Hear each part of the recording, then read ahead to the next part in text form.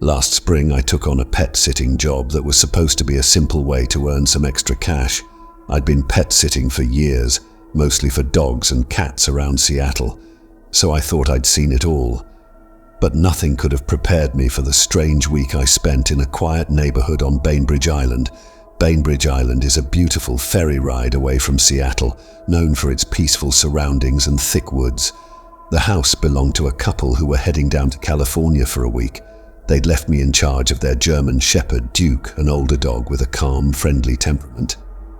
The house itself was tucked away at the end of a long, tree-lined driveway, surrounded by dense woods with a large backyard that opened up to a patch of forest. The first day I arrived, the weather was typical for spring in the Pacific Northwest. Grey skies with a drizzle that seemed like it could turn into a downpour at any moment.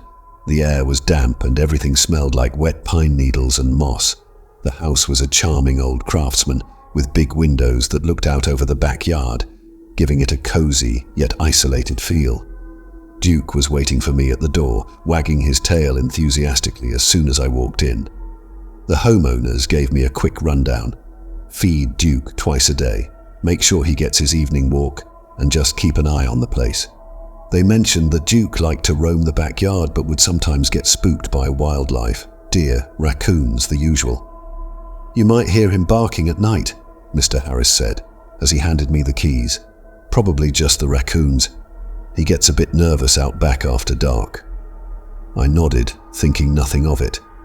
I'd dealt with plenty of pets who got a little jumpy at night, but as soon as the Harrises left, the house felt strangely quiet, almost too quiet, like the silence was pressing in from the surrounding woods. The first night was uneventful. The rain picked up, tapping steadily against the windows, and Duke and I settled in to watch a movie on the couch. I made sure to keep the backyard lights on, figuring it would keep any curious raccoons at bay. Around 10 p.m., I took Duke out for a quick walk around the property, the misty rain turning into a light drizzle.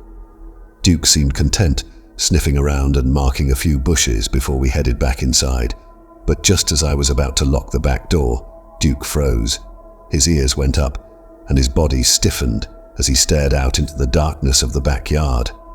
It was pitch black beyond the reach of the patio lights, the dense forest swallowing up the light. "What is it, boy?" I asked, peering out the window, but all I could see was the rain-soaked lawn and the faint outline of trees beyond. Duke let out a low, rumbling growl, his eyes fixed on something I couldn't see. I flicked on the floodlights, illuminating the entire backyard, but there was nothing there, just the wet grass, the tall pines swaying gently in the breeze. Duke was still on high alert, though, his hackles raised, growling at something only he could sense. After a few minutes, he finally relaxed, though he kept glancing back toward the yard, as if expecting something to jump out of the shadows. I shrugged it off, thinking he'd just caught the scent of a deer, or maybe a stray cat. But that uneasy feeling lingered, like someone was watching us. The next couple of days went by without much incident. The weather stayed gloomy with patches of rain and the occasional break of misty sunlight. I kept Duke company, took him for walks, and did my best to ignore the way the house seemed to creak and groan at night, as if it were alive and settling into the earth. But then, on the fourth night, things took a turn. It was a cold, rainy evening, the kind where the sky turns dark long before sunset. I was in the kitchen making dinner when Duke suddenly bolted to the back door, barking furiously. His eyes were wild, his ears pinned back, and he kept barking at the glass door, almost as if he was trying to warn me. I rushed over, expecting to see a raccoon or some other critter scurrying across the yard, but when I looked outside, there was nothing there, just the rain pouring down, the backyard illuminated by the floodlights I'd left on. The trees swayed gently, their branches dripping with water, but nothing seemed out of place. "Duke, calm down," I said, trying to soothe him, but he wouldn't stop. His eyes were locked on a spot near the edge of the woods, where the floodlights didn't quite reach. He was trembling now, his barking turning into a low whimper like he was genuinely terrified. I grabbed a flashlight and reluctantly stepped outside. the cold rain immediately soaking through my jacket. Duke stayed inside, whining as I moved further out into the yard. The beam of my flashlight cut through the darkness, but all I could see were wet leaves and shadows. I kept expecting something to move, to reveal itself, but there was nothing, no sound except the rain and the rustle of leaves. I was about to head back inside when I heard it, a faint, rhythmic tapping sound coming from the trees. It was soft, almost like someone lightly knocking on wood, but it had an unnatural, hollow quality that made my skin crawl. Duke's barking became more frantic from inside the house, and I quickly retreated back through the door, locking it behind me. For the rest of the night, Duke wouldn't leave my side. He stayed curled up next to me on the couch, his eyes darting to the windows every few minutes, his ears twitching at every creak and gust of wind. I tried to convince myself it was just the wind playing tricks on us, but Duke's behavior had me on edge. On the final night, everything came to a head. The rain was coming down in torrents, and the wind howled through the trees, rattling the windows. I was in the living room reading when Duke suddenly bolted upright, his ears perked, and began growling at the back door again. This time he looked more frightened than I'd ever seen him. Before I could react, there was a loud crash, like something had hit the side of the house. Duke went berserk, barking and scratching at the door, desperately trying to get out. My heart was pounding, but I forced myself to look outside through the rain-splattered glass. At first I saw nothing but the rain and the swaying trees, but then for just a split second, I thought I saw a shape, tall and dark, standing at the edge of the woods, just beyond the reach of the floodlights. It was gone as quickly as it appeared, leaving me questioning whether I'd seen anything at all. Duke, however, was inconsolable. He was shaking, his eyes wide with fear, and he refused to leave the living room for the rest of the night. I kept all the lights on, clutching the flashlight, and prayed for morning to come. When the sun finally rose, the rain had stopped, leaving everything soaked and quiet. The Harrises came back that afternoon, and I was more than ready to leave. As I was packing up, Mrs. Harris noticed how frazzled I looked. "Is everything all right?" she asked, raising an eyebrow. I hesitated but decided to ask. "Has Duke ever acted, strangely, like he's afraid of something outside?" Mrs. Harris exchanged a look with her husband, her expression suddenly serious. "He does that sometimes," she said quietly, "especially after dark. We think it's just the wildlife, but, well, this house backs up to the old woods, you know. Some people say those trees, they have a way of hiding things." I didn't press for more details. I just took my payment, thanked them, and left as quickly as I could. As I drove away, I couldn't shake the feeling that there was something in those woods, something only Duke could see.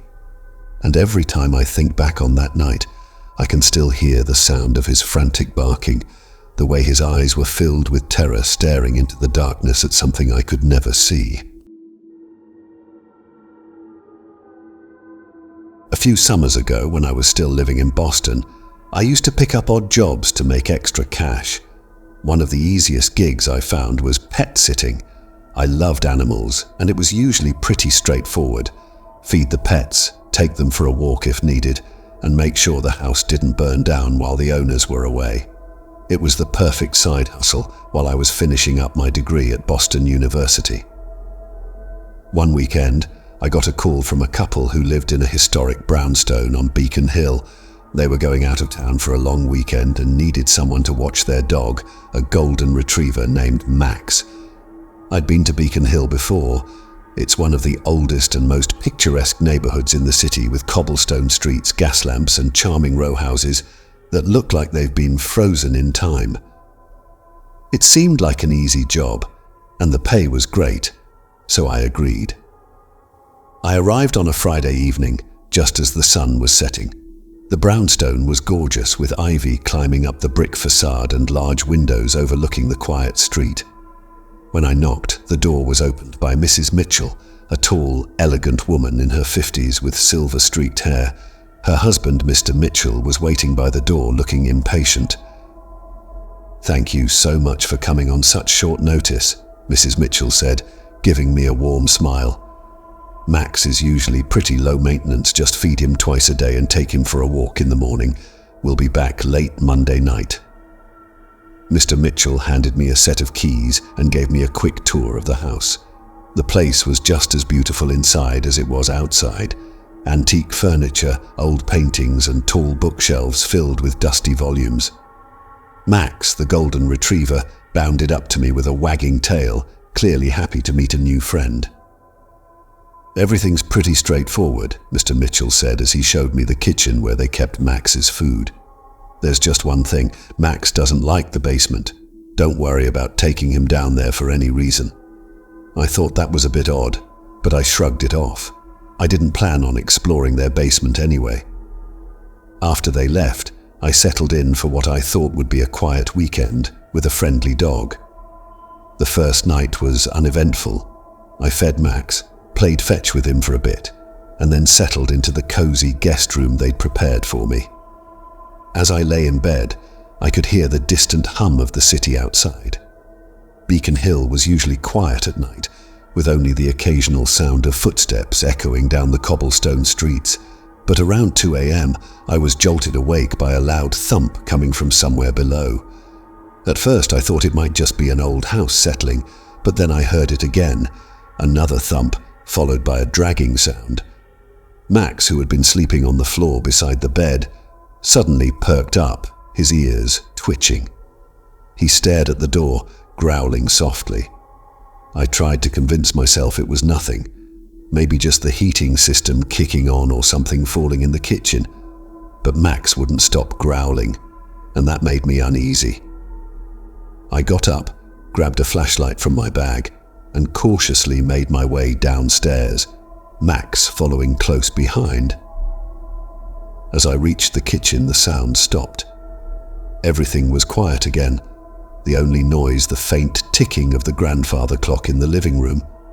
I checked all the doors and windows. They were locked. Satisfied that everything was secure, I went back to bed, but Max wouldn't settle down. He kept pacing around the room, his eyes darting toward the door, as if he expected something to burst in at any moment. The next day, things were normal again. I took Max for a walk around Beacon Hill, enjoying the crisp morning air and the sight of the charming brick townhouses. Everyone we passed seemed to know Max, stopping to pet him and say hello. For the rest of the day, I relaxed in the house, catching up on some reading while Max dozed by my feet. That night, however, was a different story. It was around midnight when I started hearing noises again, this time a soft tapping, almost like someone knocking on the floor from below. Max had been sleeping in the living room, but the moment the tapping started, he was up on all fours, barking furiously. I tried to calm him down, but he kept running to the basement door at the end of the hallway, barking like his life depended on it. The hairs on the back of my neck stood up. I remembered what Mr. Mitchell had said about Max not liking the basement, but now it was clear that Max was more than just not fond of it. He was terrified. I hesitated, staring at the door, debating whether I should investigate. I didn't want to, but the noises were getting louder, more insistent, like someone or something was demanding to be let out. I grabbed my phone, turning on the flashlight feature, and slowly approached the basement door. Max whimpered behind me, his tail tucked between his legs. I turned the key in the lock and pulled the door open, revealing a narrow staircase that descended into darkness. The air was cold and damp, smelling faintly of mold and something else I couldn't quite place. The tapping had stopped, replaced by an eerie silence that seemed to swallow up the sound of my own breathing. I took a deep breath and started down the stairs, Max reluctantly following a few steps behind. At the bottom, the basement was surprisingly large, filled with old furniture, boxes, and random items covered in dusty sheets. My flashlight swept across the room, but there was nothing that could have made the noise. Just as I was about to turn back, I noticed something odd in the corner, a small door, almost hidden behind a stack of boxes. It was an old wooden door, barely tall enough to walk through, with a rusty handle that looked like it hadn't been touched in years. Max stood frozen, staring at the door, his growls turning into whimpers. I don't know what possessed me to do it, but I reached for the handle and pulled. The door creaked open, revealing a narrow, cramped space filled with old clothes, newspapers, and something else. My flashlight beam landed on a small, weathered book lying on the floor, its cover torn and yellowed. I picked it up, flipping through the pages, which were filled with scribbled notes and drawings of strange symbols I didn't recognize. Then I heard it again, that tapping noise, but this time it was coming from directly behind me. I spun around, the flashlight flickering. Max was barking hysterically now, backing away toward the stairs. I could feel my heart racing as I scanned the room, but there was nothing there, just the cold, damp air pressing in around me. I bolted up the stairs, slamming the door behind me and locking it. For the rest of the weekend, I kept every light in the house on and stayed as far from the basement as possible. Max stayed glued to my side, his usual playful demeanor completely gone. When the Mitchells returned on Monday night, I handed over the keys and tried to keep my voice steady as I explained that everything went fine, that Max was a perfect angel. Before I left, though, I couldn't resist asking, "What's down in the basement anyway?" I heard some strange noises, and Max seemed really scared. Mrs. Mitchell's smile faltered for a moment, but then she laughed it off. "Oh, it's just an old house. You know how they can be. The basement is full of junk. Nothing to worry about." But as I turned to leave, Mr. Mitchell placed a hand on my shoulder, leaning in closer. "Thank you for watching, Max," he said quietly, "but it's best if you don't ask too many questions." I never took a pet-sitting job again after that, and every time I walk past those old brownstones in Beacon Hill, I can't help but wonder what's hidden behind those basement doors, waiting for someone curious or foolish enough to open them. Last winter, I took on a pet-sitting job that I still regret to this day. I'd done plenty of pet-sitting before, mostly for dogs, but occasionally for cats, rabbits, and even the odd hamster or two. It was an easy way to make some money while I was between jobs, especially in a city like Seattle, where people were always traveling. But this job, well, it wasn't like anything I'd ever experienced. It started with a phone call from a woman named Mrs. Pritchard. She was an older woman, judging by her voice, soft but with that slight rasp of age. She said she was going to be out of town for a week and needed someone to look after her cat, Cleo. Her condo was in Capitol Hill, a trendy, somewhat artsy neighborhood with old brick buildings, quirky shops, and cozy coffee houses. When I arrived, Mrs. Pritchard greeted me at the door, a short, thin woman with wisps of grey hair and a tired smile. "Thank you so much for agreeing to this on such short notice," she said, ushering me inside. The place was dimly lit and had that musty scent that old homes sometimes get, mixed with the faint smell of something herbal, maybe incense. "No problem," I replied, smiling back. "I love cats." "That's good to hear," she said, her smile fading slightly. "Cleo is, well, she's a bit skittish. She's always been sensitive to changes, and this place, it can be a bit unsettling for her." I brushed off her warning, thinking it was just the usual eccentricity you sometimes get with pet owners. She gave me a quick tour of the place, showed me where Cleo's food and litter box were, and went over the instructions. Feed her twice a day, change the water, clean the litter box, and, this one was oddly specific, keep all the doors to the rooms closed at night. Before I could ask why, Mrs. Pritchard grabbed her coat and headed out. "Thank you again," she said hurriedly, practically darting out the door before I could ask any follow-up questions. That first night, Cleo stayed hidden. I saw a flash of her grey fur darting under the bed when I tried to coax her out with treats, but she wouldn't come near me. It wasn't uncommon for cats to be shy around strangers, so I figured she just needed time to warm up to me.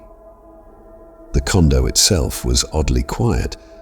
Even in the middle of the city, there were no sounds of traffic or neighbors. The thick old walls seemed to swallow up any outside noise, leaving me alone with the ticking of a grandfather clock in the corner of the living room and the occasional creak of the old wooden floors. I followed Mrs. Pritchard's instructions, closing all the doors before heading to bed in the guest room. As I was brushing my teeth, I heard a soft, rhythmic thumping noise coming from somewhere in the condo. At first I thought it was coming from outside, but then I realized it was coming from the other side of the hallway. I opened the door slightly and peeked out. Cleo was sitting in the middle of the hallway, staring intently at the closed door to the study. Her tail was twitching furiously and her eyes were wide with something I can only describe as terror. "Hey Cleo, what's up?" I said softly, trying to coax her away from the door. But she didn't even glance in my direction. Her gaze was locked on that door, her ears flattened against her skull. Then suddenly, she hissed, loud and furious, the kind of hiss that sends chills down your spine. The hair on the back of my neck stood up. I couldn't hear anything on the other side of that door, but Cleo was acting like there was something there, something I couldn't see. I tried to pick her up, but she darted away, running into the living room and hiding under the couch. I stood there staring at the door for a moment, debating whether or not to open it, but Mrs. Pritchard's instructions had been clear: keep all the doors closed at night. I didn't want to mess with whatever weird routine Cleo was used to, so I left it alone, went back to bed and tried to convince myself it was just a cat being a cat. The next night, things got stranger. I was watching TV in the living room when Cleo suddenly bolted out of her hiding spot, her fur bristling. She ran to the study door again, her eyes wide and wild, and began pawing at it frantically, like she was trying to get away from something or warn me about it. "All right, enough of this," I muttered, more to myself than to Cleo. I grabbed my phone, turned on the flashlight, and slowly approached the study door.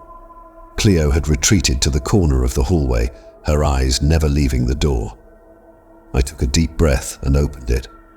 The room was dark, filled with old furniture and boxes stacked against the walls.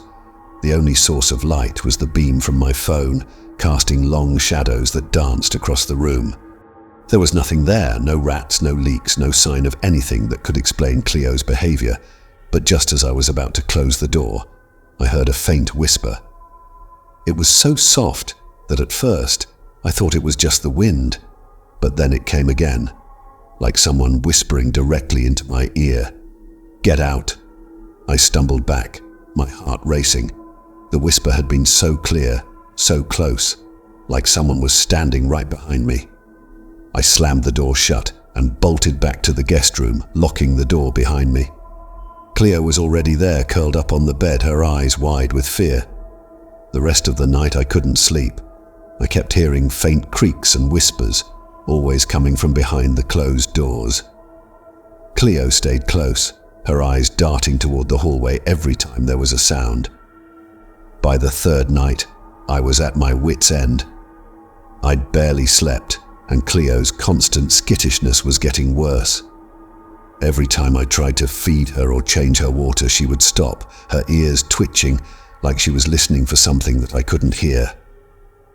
That night, as I was lying in bed, trying to calm my racing heart, I heard it again, the whisper. But this time it was clearer, more insistent. "Leave." I shot up in bed, my heart pounding. Cleo was standing at the door, staring at it, her fur standing on end.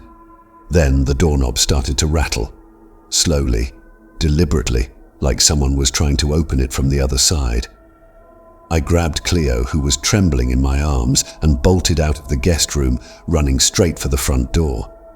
I didn't bother turning off the lights or closing the doors. I just wanted to get out of that place as fast as I could. I practically threw Cleo into her carrier, grabbed my bag, and fled. The next morning, I called Mrs. Pritchard, breathless and still shaken. I made up some excuse about a family emergency and apologized for leaving early. She was oddly calm, almost like she'd expected it. "It's all right, dear," she said, her voice calm. "I understand. Cleo can be difficult. Thank you for trying." I never went back, and I never took another pet-sitting job again. But sometimes, late at night, I can still hear that whisper in the back of my mind, telling me to leave. And every now and then I wonder, what was it that Cleo was so afraid of in that house? And more importantly, what did Mrs. Pritchard know that she wasn't telling me?